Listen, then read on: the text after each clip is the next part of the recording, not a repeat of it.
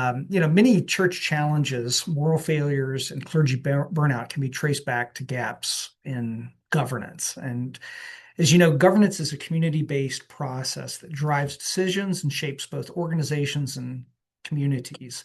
So if you think about it, governance actually plays a key role in the health and well-being of congregational systems and in the lives of those who lead them. So how many pastors wouldn't struggle with burnout if proper governance was in place?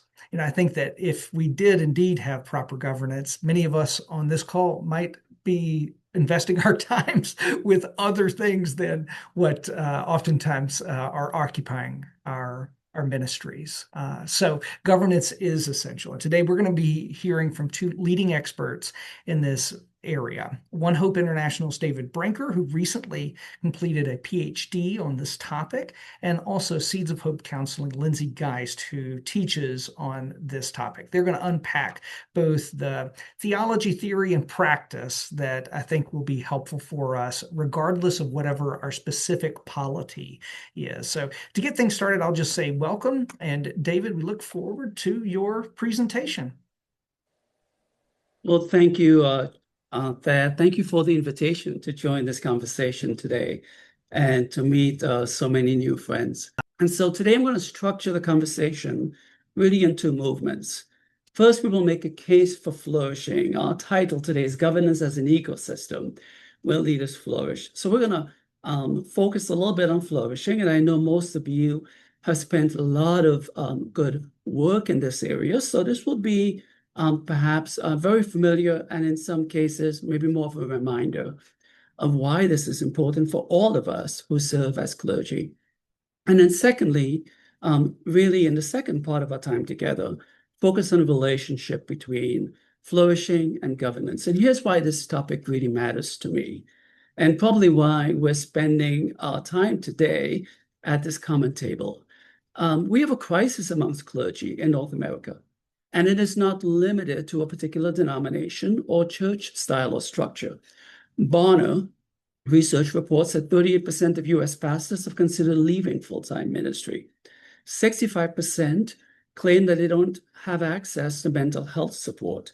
There's a rising leadership failures, isolation, and flawed governance leading to moral collapse.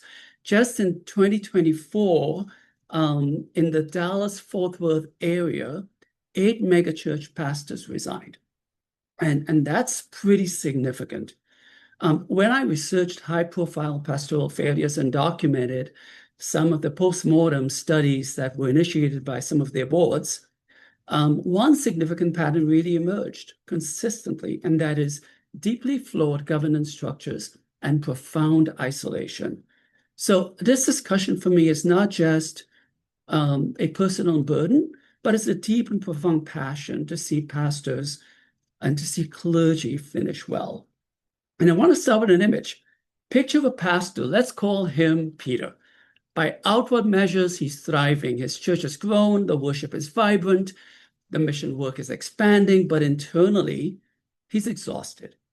He carries the weight alone. His board checks in quarterly on metrics, never on his soul. No one asks about his marriage, his prayer life, or whether he's sleeping at night. Now picture another pastor. Let's call him Mark. His church is similar in size and context, but Mark leads from a different place. He's part of a leadership community that actively asks, how's your heart today? His board has created rhythms of rest. They've said no to even some growth opportunities just to protect his capacity and to protect theirs.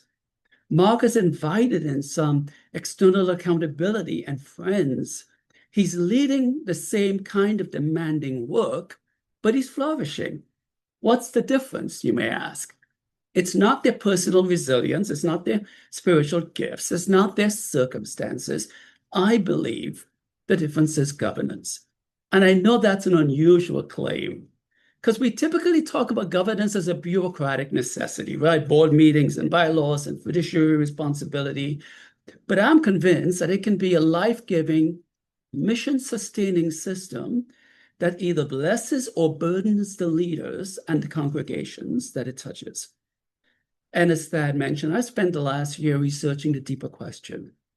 what if governance is actually a gift from above? What if it's not just an institutional or administrative issue? What if how we structure authority is one of the most powerful ways we could create or destroy the conditions for human flourishing? So today I want to make the case that governance is fundamentally about creating an ecosystem where leaders and congregations don't just survive, but they flourish. But let's start with the end in mind, and that is flourishing. There are four key dimensions to human flourishing that the research tells us. Daily well-being, that's the quality of our lives, our rest, our presence. Resilience, that's our capacity to adapt, learn, and grow through challenges. Authenticity, our integrity and alignment between who we are and how we lead. And finally, thriving. It speaks to meaning and purpose and impact and connection with others. And so flourishing is not just the absence of burnout. It's not just not falling apart. Flourishing is a positive state of well-being where a leader is operating from health, leading with integrity, and experiencing both personal joy and missional fruitfulness. Let me read to you how some of my research subjects defined it. One said they're free and equipped to operate out of the gifts and callings God has given me. Another one described it as holistic well-being, spiritual vitality, intimacy with God, connected with others, and with the needs around them. Another said, as the soul of the leader goes, so does the leader. Said, operating from a place of health. And then finally, someone said, it's the evidence of the work of the Holy Spirit at work in your midst and others being touched and transformed. Notice what's missing from all of these definitions.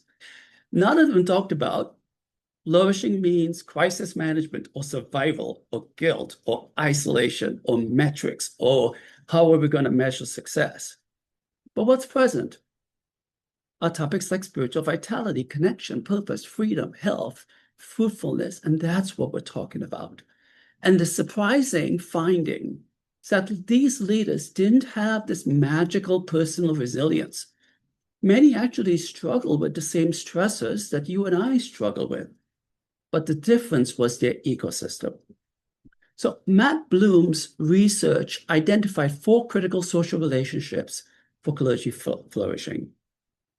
And he says there includes significant others, that is a spouse, a family, a close friend, similar others, fellow clergy, ministry colleagues, members of the congregation, and those in leadership above them.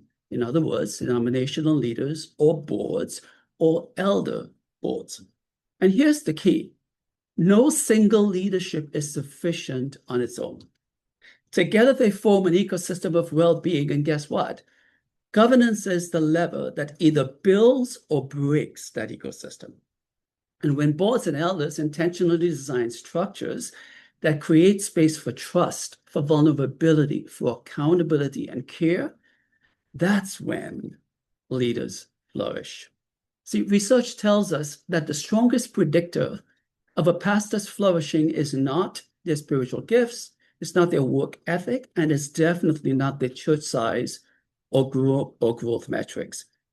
The strongest predictor is a positive, mutually respectful and supportive relationship between pastor and congregational leadership, an ecosystem of care and accountability, and governance structures that intentionally support leader well-being.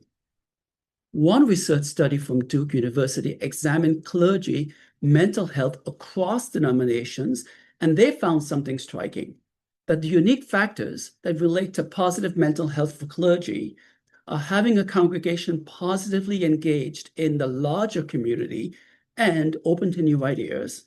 And then secondly, experiencing support from congregants as an individual, not just as the pastor. Here's what that means. When pastors are genuinely cared for, and when their congregations are vibrant and missional, those two things reinforce each other. You see, it's not a solo achievement. It's an ecosystem. And flourishing leads to better outcomes.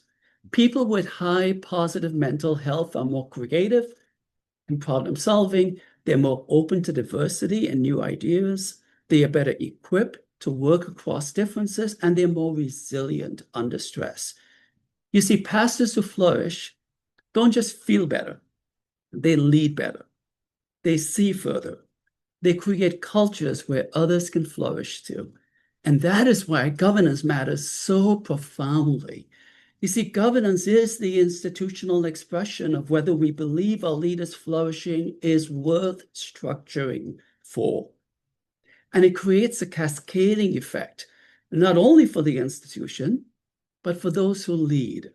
And this is what I call life-giving governance.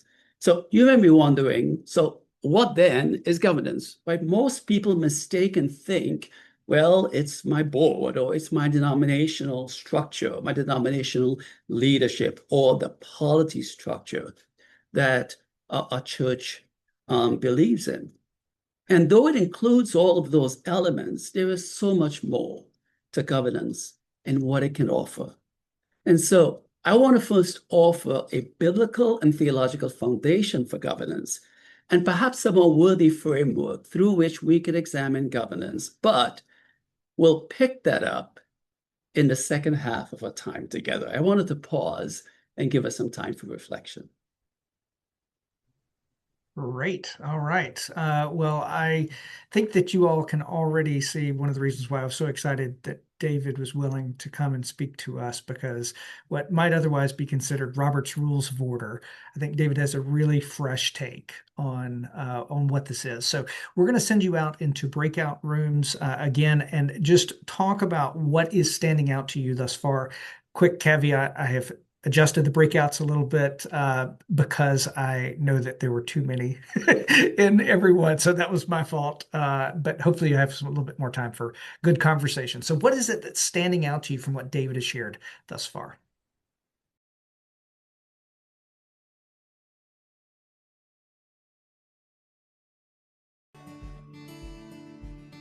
Okay. Well, welcome back. Welcome back. We'll continue on with the second half of David's presentation, and then we got some time for Q&A at the end. So please write down any notes or questions that you'd like to talk about, because we'll try to have a few minutes at the end for that. David, back to you. Okay, I think I need to go ahead and reshare my slide deck. So let's try that.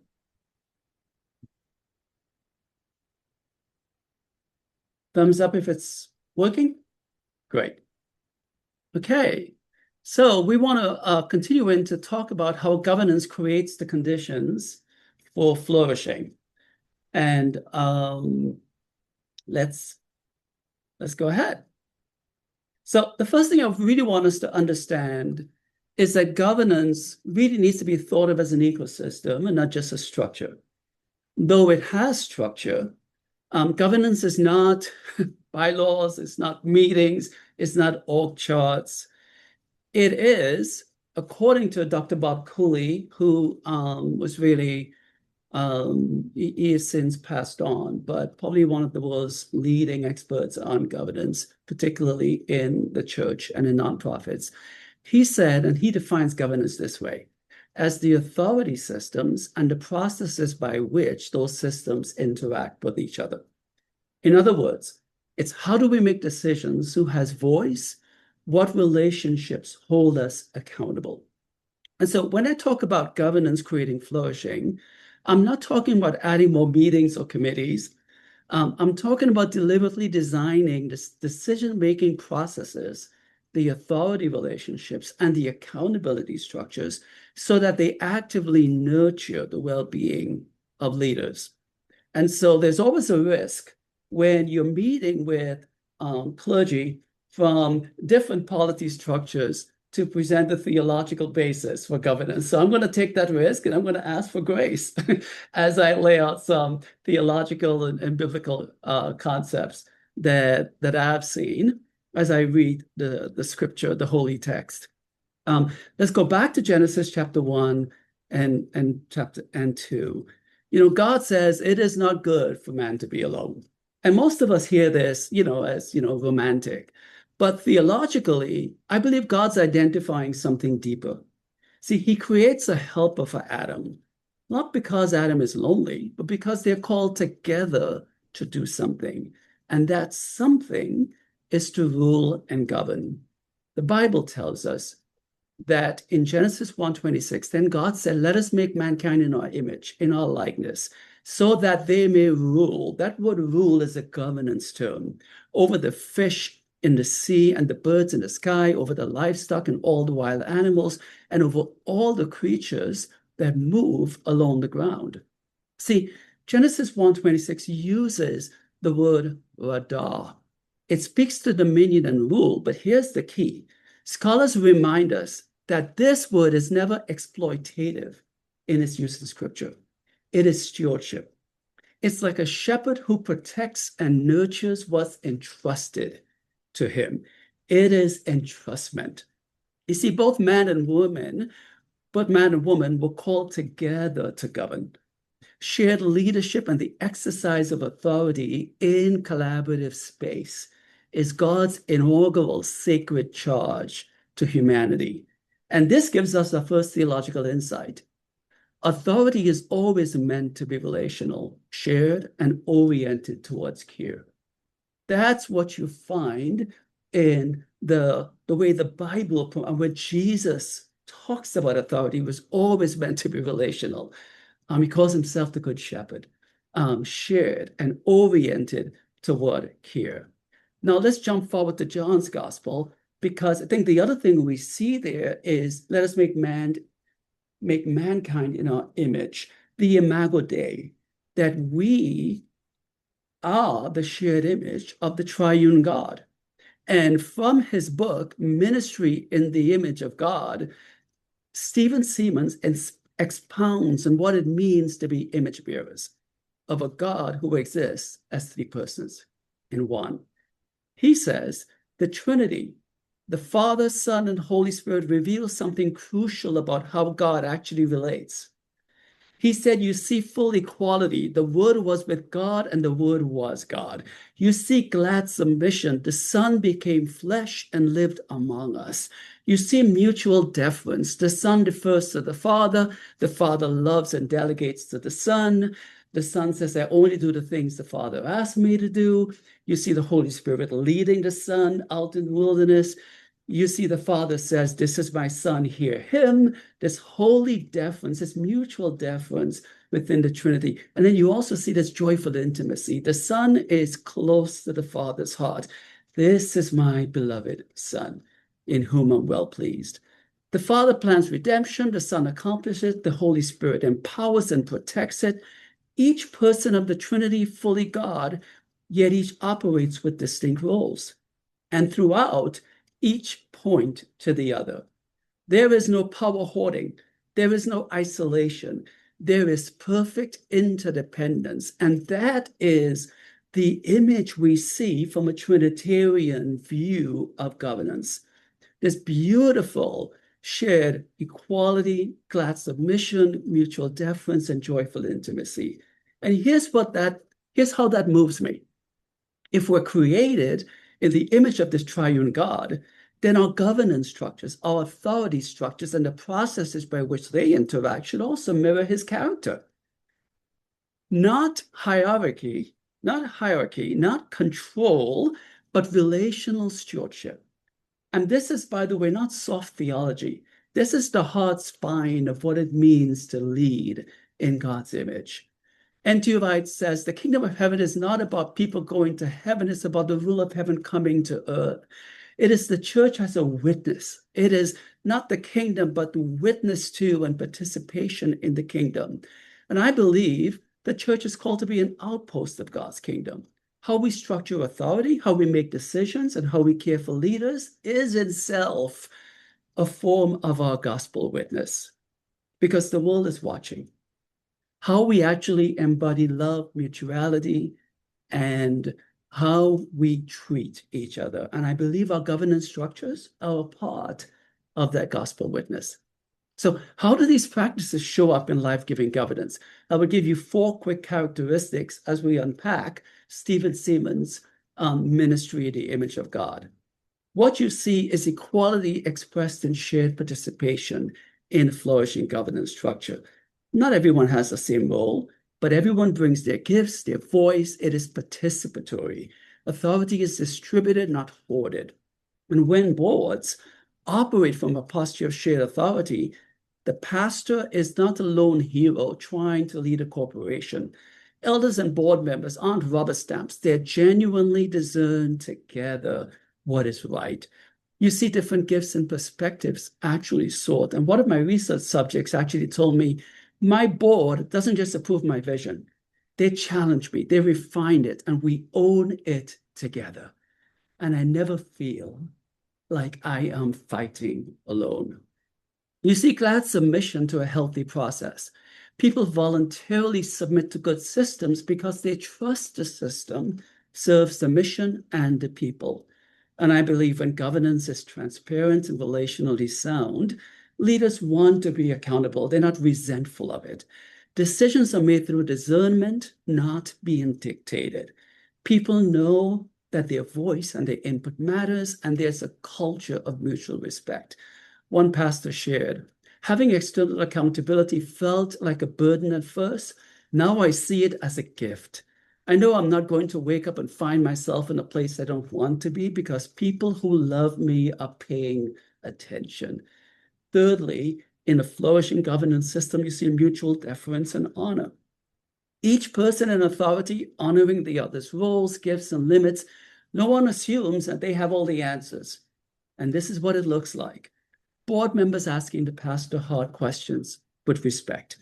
The pastor listening to criticisms without defensiveness. You see staff leaders challenging upward without fear of retaliation. And finally, joyful intimacy and relational care. Governance is not transactional, it is relational. Why? Because leaders know they're seen and they're loved and not just being evaluated on some metric. One of my research subjects said, the greatest currency in our governance is trust. When that's there, everything else flows. When it's absent, even good systems feel suffocating. And I want to further make this practical for you. So how do these 4 characteristics actually show up in practice? I've listed 7 ways in which I've observed them in practice. And I believe, frankly, if humanity is created in God's image, and if God exists as Trinity, Father, Son, and Holy Spirit, in perfect community, mutual submission, and joyful intimacy, then the way we structure authority in the church should reflect that character. So governance is not just some organizational mechanics. It is spiritual formation, but embodied in institutional form. So let's look at these 7 flourishing, focused governance practices quickly. First of all, it is intentional care of the leader's soul. Boards meet quarterly to assess how's the leader doing. They're not just looking at church growth or finances or buildings. Sabbaticals are mandated. They're not optional. Mental health support is funded and encouraged. And someone explicitly ask, how is your prayer life? How's your marriage going? How's your joy? You also see shared authority with clear roles. Decision-making authority is mapped. What belongs to the pastor, what belongs to the denominational leaders, what belongs to the staff leadership, what belongs to the congregation is clear. Ambiguity is eliminated, replaced with clarity, and boards empower rather than micromanage. You see the presence of external advisors and accountability. You see pastors having peer accountability, not just within, but outside the church. You see trust-based relational culture, where governance happens in the context of genuine friendships, which Victoria White calls holy friendships. It's not just fiduciary duty. You see a high candor and high care. In other words, you could tell hard truths, but you tell it in a context of love. You see adaptive and mission-aligned structures. You see a willingness to change the structures when they stop serving. And they're not calcified because that's always how we've always done it. You see proactive succession planning, identifying future leaders not when crisis comes, preparing the congregation and pastor for eventual transition, and rejecting the myth that the church depends on one hero leader. And finally, you see community engagement and listening, where governance stays connected to the congregation and the community, where it is not siloed in a boardroom, making decisions, or disconnected from actual life. You see, I believe these practices lead us back to flourishing. And when they're in place, leaders feel supported. Leaders can focus energy on ministry, not self-preservation. Spiritual depth is possible. We're not just talking about managing the next crisis. Mistakes don't become catastrophic because there's grace and the mission multiplies. The theological heart and why this matters spiritually is I believe governance reflects God's character. My boss, Rob Hoskins, says from the beginning, God has always promoted an alternative, flatter, more egalitarian, less lonely, communal, mutually owned structure for leadership. He said from the beginning, it is not good for man to be alone. He made his covenant with a family. He instructed his patriarchs, his prophets, and judges to be mutually accountable to one another. The Son will not accept any earthly rulership rule, and he didn't leave us just an organization flowchart, but he left us a community. See, I believe, and my invitation to you is to not add one more burden or more meetings. My invitation is simply to ask, does our governance structure allow for and prioritize the flourishing of the leaders as it does the mission? Or is it just not designed for survival? See, I believe that vision of governance as community, as mutuality, as shared flourishing is not just an ideal. It is the pattern God established for human flourishing from the very beginning. So if you are leading a church or a nonprofit or a faith-based community, you have the power to create the conditions where your leaders not only endure their calling, but they thrive in it. And so that's what I call life-giving governance. That's what I see as the pathway that leads to flourishing, not just for the institution, but for those who lead it. And in closing, I listed some questions for reflection that I think it's worthy of our time and perhaps our processing. Like in our current governance, where do you see the four characteristics present? Full equality, glad submission, mutual deference, joyful intimacy. Where are they absent? Where is their isolation? Where is there too much centralized power or lack of trust? What would change in your life or your pastor's life if your governance shifted towards flourishing focused practices?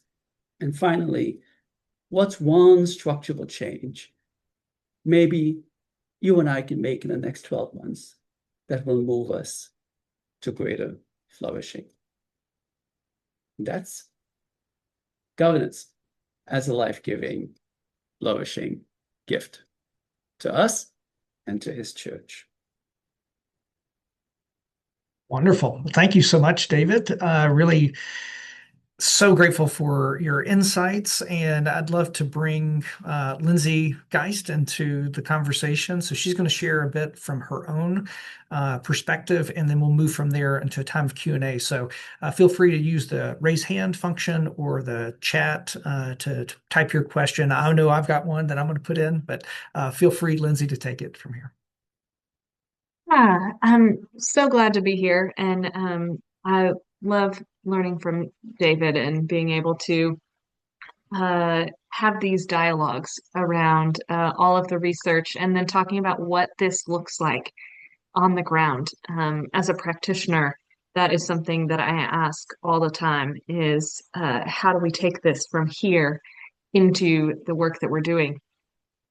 One of the things that I was thinking about as David was speaking is how we are called, we have such a strong calling and passion that brings us into ministry. and bring so many people there. And then once we are in ministry, there seems to be a switch over to focusing on metrics rather than us having those conversations anymore of what called you to do this. And it's made me wonder how we can shift the conversation into the stage of flourishing uh, by talking more about healthy leadership and passions and vulnerability and allowing us to be human rather than just moving into those metrics of productivity that seems to get us hung up and I think keeps us from some of these conversations um, about focusing on flourishing because we can't track flourishing. Like I can't track well that I feel really healthy. Um, and so I think that it complicates some of these conversations.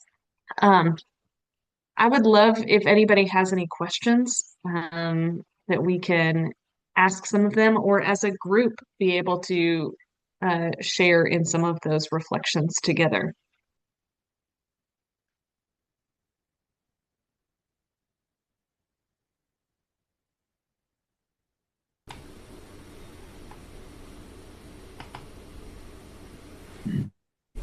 I have a question, if I can pose it. Mhm. Yeah. So for many governing boards, this would be a new role, right? I'm wondering if you've thought about what a formation process or training process or an enculturation process you would put in place to sensitize boards to this as a role if they've never seen it as their role before, and also, even just basic techniques about what's appropriate boundaries and so forth. Yeah, that's a really good question, Kevin. And I am so encouraged that my friends over at ECFA, and they are the Evangelical Council for Financial Accountability, almost like the the blue ribbon for financial accountability for churches and nonprofits. And that's important to nonprofits and churches because it really becomes a way to help donors feel more comfortable that they have all of the right, controls and policies in place. And they've just actually added and revised their standard. And they included what they're calling leader care. And they're not being prescriptive to boards or to elder boards.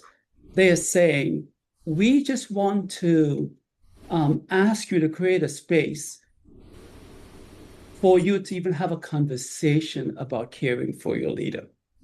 Because they understand that healthy leaders need healthy organizations. And that's well proven in the research. And so it's a safe and easy way to at least begin the conversation because boards care about ECFA certification, right? And so how can we respond to that and at least have a conversation around care? And what I admire, my friends, Mike Martin, who's the president of ECFA, they chose not to be prescriptive about it because that could get a little wonky. But they added this new standard just to encourage organizations to create space for a conversation. Thanks. I think that there's some organizations that have started trying to have some of these roles to focus on flourishing. I served in one as the director of well-being in the North Georgia Conference of the United Methodist Church. Um, I think the complex part about this is that focusing on flourishing is a real visionary and innovative thing and very countercultural. So it requires a team of people being able to be on board with that without being able to prove metrics from the very beginning. Yeah. So I think that adds to the complexity of it all. Yeah. We give you one practical application of that, Lindsay. So in our organization, our board has established a subcommittee called the Presidential Care Subcommittee. And that subcommittee actually speaks into, and some of the churches that I actually interviewed also implemented a similar system. It speaks into the calendaring for the leader. The how many trips are they taking a year? How many days can they be away from their spouse? Can their spouse travel with them? And so even just creating a space with this committee is just focused on one thing, and that is really standing with and supporting the leadership.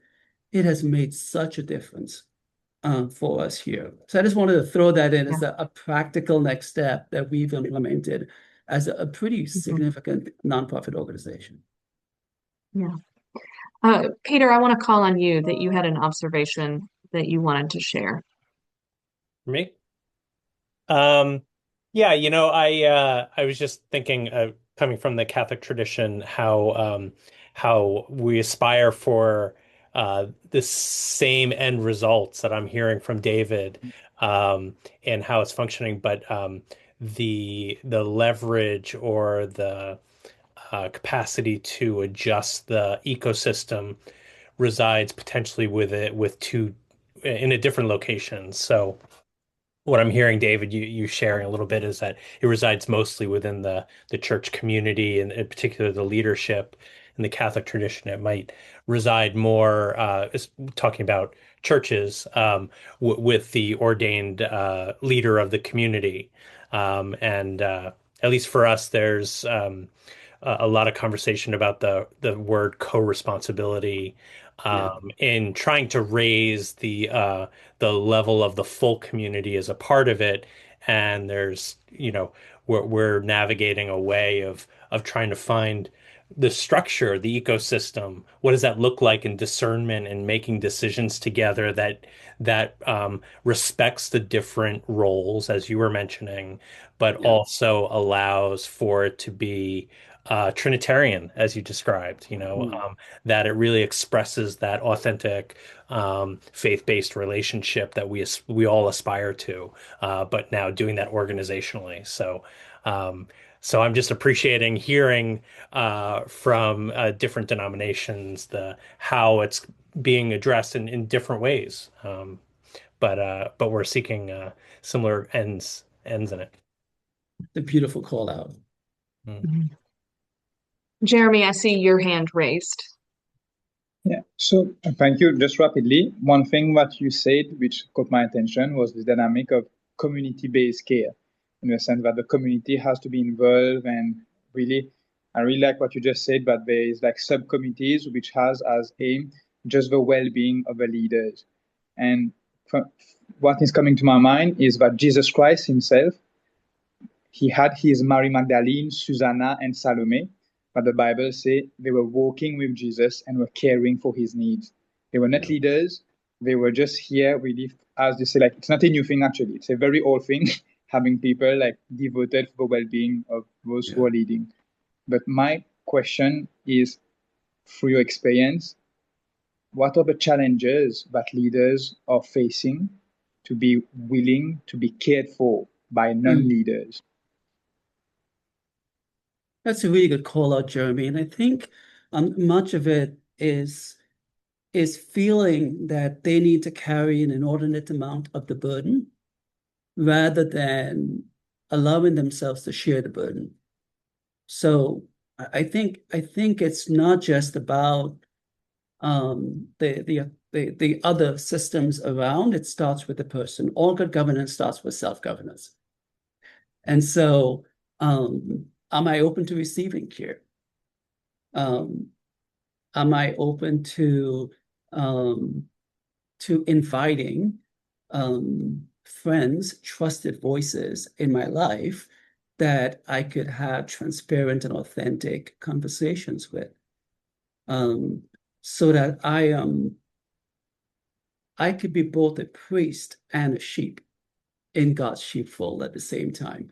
Many pastors kind of sort of exempt themselves from being a sheep in the hands of a good shepherd.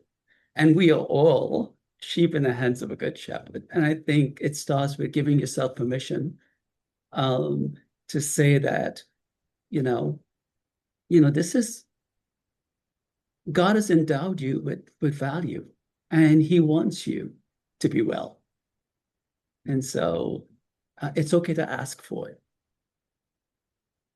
And of course, I wouldn't go around and, it takes discernment, right? The issue is not to go on telling everybody, hey, I need help. It is really just to find those first trusted voices, just like, I go back to Jesus in the garden and how he showed his vulnerability to Peter, James, and John. They were with him. There are people in our life that's close that we should, allow ourselves the gift of vulnerability with them, even if, we can't with everyone. Does that make sense? Does to me. Actually, thank you. Go ahead, Jeremy. No, just like it's very good, but how with leaders who were not raised in this dynamic that they can receive care, they can be supported, they can have non-leaders caring for them. Like, I would just be curious to know, like, in your experience, perhaps one thing which really helped them to open their mindset, I can receive also. Yeah, I think it's one of the reasons why, the common table is so important, as a place that advocates for this. It's why God has raised up and, I believe really called people like Thad and Lindsay in their own spaces, say, no, this is important and we need to share this with the church and invite others to experience it. I think we all have a responsibility in that space. And as with, every big change, it starts with a number of small little changes, and collectively, perhaps we could show people that there is perhaps a better way.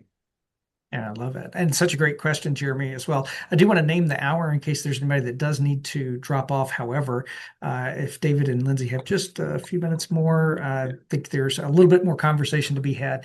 And specifically, Lindsay, I'd like to turn the question back to you. So Jeremy's question that he's asking about practical application of either unwillingness of those that do not like to be led. And I maybe I'll just kind of layer on here because David mentioned the ECFA standard, the leader care standard. There's actually been pushback. There's been institutional pushback, even people who have left ECFA as a result of the addition of the standard.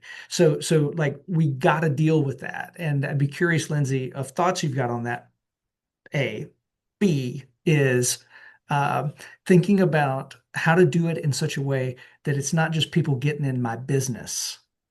Does that make sense? Where it's like, okay, now you want to hear, like there are some people who are overly zealous, and if they hear the call that David has made, like they're not just going to be checking it up like one time or two times. They're actually going to be detrimental to the well-being of the leader. So how do you deal with the pushback? How do you deal with those that don't want to be led, and also the kind of overreaction on the other end? Yeah, I mean, vulnerability is really risky. And so it, uh, I think enough people have had negative ramifications of vulnerability in the past that it is challenging for them to know that it's a trusting space. So I do think that it requires those that have more power in the governance structure to say things like, this will, like your vulnerability and speaking authentic, authentic truth about your own state of your well-being is not going to be punished right away. I think about a conversation that I have had with a lot of United Methodist churches where there is a list of chargeable offenses, and one of them listed on there is pornography. And so in the past, it has been a zero tolerance. People are fearful their credentials will be taken away because it is a chargeable offense. So they don't want to say that they need help. And so it has required those at a larger level, those with some power to say, while this is listed here, we want to meet you in an in-between space that if you need help, if you need support resources, that you won't be punished. The same thing has been true for substance use, mental health, all of these things that are hard for clergy that have for so long been placed on this pedestal of you must be practically divine to move into this space where it is okay to not have it all together and be able to talk about that along the way. Thank you very much for that, Lindsay. All right, and I see that I think Dave Hickle has. Thad, you sound really far away all of a sudden. Sorry, Dave Hickle I think has a comment in the chat. Dave, you want to speak to that? Yes. Deanna just left, Deanna Harrison. She's our executive director and we work with clergy who've been terminated or fired. And so every week I do the pastoral care. So every week I hear the stories of the lack of due process. And I think part of Deanna's story is because she was texting me earlier here about it, is probably a good example where there's a lot of structures in place, but then sometimes when things go sideways or there's an accusation or some kind of conflict, it all gets ignored. People forget the bylaws. They don't even pay attention to their local church bylaws. And so these are very common stories that I hear on a weekly basis pretty much. And so then they leave with a sense of betrayal. It's just, it affects their faith, actually. Yeah. So I just wondered if any of those kinds of issues are things that you are aware of or working with, or how does this apply? Yeah. And I think maybe it's in that category of people that maybe don't want to comply, or these are people resisting maybe, because I love the theological component. I think that is something that's been hugely missing in leadership literature and governance literature. So I'm so glad to hear you guys talking about that and including that. And I think that's why I wanted to start there, Dave, because for too long, governance has been relegated to the work of, lawyers and bylaws and constitutions that we never read. Mm-hmm. And most people who serve on boards aren't given good onboarding to understand what does it mean to be a part of a governance system. And so it's really important, when I go back to the definition that I got from Bob Cooley, is to recognize that governance is not just the board, it's all of the authority structures and how they work together. And I think it would be really helpful for churches to take more of a proactive posture with this, to not wait on crisis, which is when, unfortunately, people, look at their constitution, right? But to take a more proactive structure to say, how can we provide better clarity in our decisioning process? How can we provide better support and structures and give themselves time to reimagine their governance structure? I'm working with my church right now, and even in the way I presented it to the Board of Elders, I had to come up with different language to make it palatable for them, because, and what I said was, because they were sharing about all their future vision, and I said, do you have the right governance to support that vision? And I said, would you like to go on a journey to refresh your governance? So it didn't feel like I was challenging and criticizing it, but it's more like, hey, would you like to go on a journey to refresh it? And they were like, yes, we would love to do that together. So I think it will take, it's like a new movement and advocacy and new language to help us get on the other side of it so that we're not operating from crisis. It's the way we've seen this beautiful sort of movement in the mental health space where it used to be taboo to even talk about.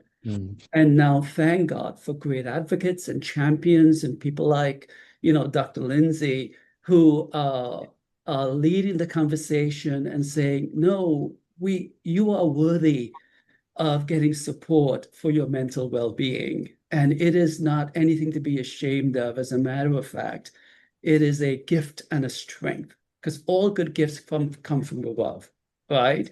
And so finding fresh ways to present this that feels more life-giving rather than threats, I think is what it's going to take.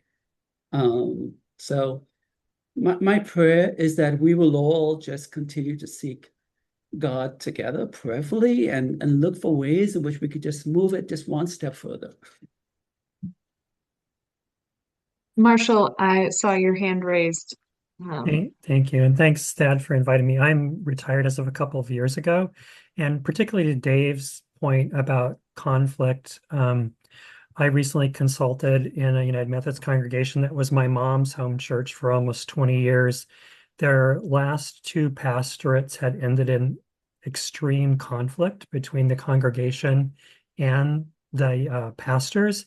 And I think in the trades, we would call some of their lay leaders clergy killers. One in particular, who happened to be the chair of the board of trustees, which in our parlance means that they control all the property and assets, was particularly difficult and was constantly in conflict with the pastors. When we consulted about reimagining their vision, a colleague and I set up small group conversations. And one of the questions was, think about a time when you were going through a difficult situation. Where did you find respite or relief or safe refuge from that? And we were really looking to bring out innate resources, natural resources within the congregation. As it happened, I was in the small group with the chair of the board of trustees for the last 30 years. And as we went around the table, she told us the story about how when she was a young child and living in a logging community, she was around 9 or 10, and her father was almost crushed to death in a logging accident and never worked again after that. This was before unemployment or accident insurance or welfare or anything. So their family was in dire straits. And she said it was the kindness of their neighbors, their community members, her mother didn't drive, that saw them through that tragedy. But the whole group there, all of whom knew her much better than I did, were just deeply moved by her telling the story of the trauma that she had been through. And immediately I thought, what if some of those pastors who had been in such horrible conflict with her knew about her story, knew about her early trauma, and how that feeds into the way that she shows up now in power conflict situations. So I think knowing a little bit more of the backstory can help. And I would also just say, to both Dave's points, I think one of the keys is cultivating mutual accountability and community, mutual accountability within the whole group, because it seems like we suffer a lot from unidirectional communication or accountability. That's really wonderful. Well, thank you so much, Marshall, for sharing those thoughts, and certainly our prayers are with the individual that you mentioned earlier, and also that church as they plot their way forward. Two things stuck out to me, David, from the presentation that, I don't know, maybe they're somewhat connected in an auxiliary way, but at some level, governance seems to be the administration of justice and grace. And how and in what ways that takes place kind of leads to understandings of Robert's Rules of Order or of something else. And I'm so grateful for the vision that you've painted theologically, and Lindsay, that you've helped us to paint practically for the way that that can actually be life-giving.